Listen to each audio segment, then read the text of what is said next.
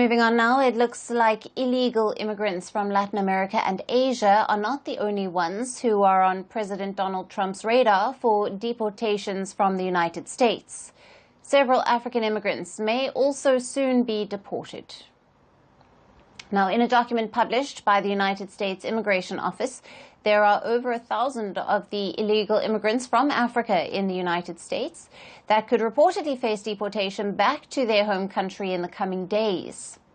Now, the list, which shows data as of November of 2024, indicates that there are over 1,445,000 non-citizens in the United States that are going to be deported back to their home countries.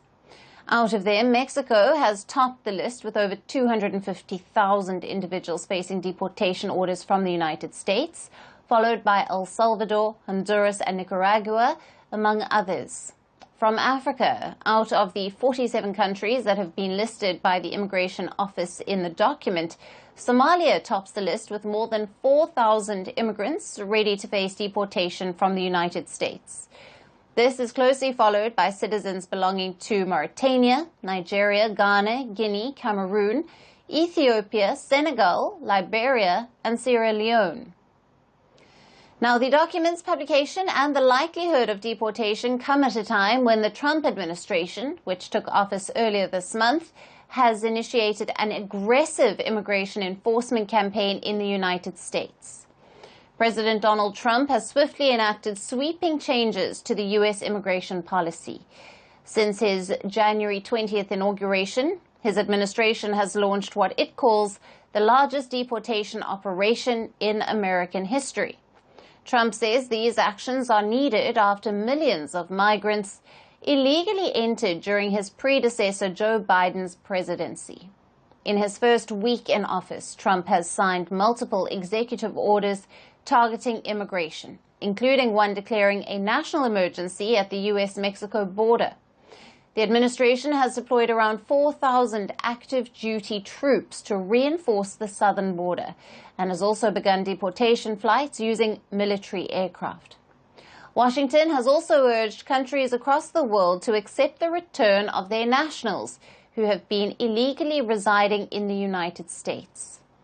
While some have taken their nationals back, others have shown resistance.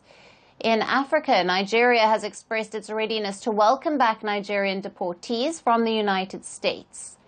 Reports suggest that the West African country has established an interagency committee to manage the process, facilitating necessary arrangements for Nigerians who may face deportation.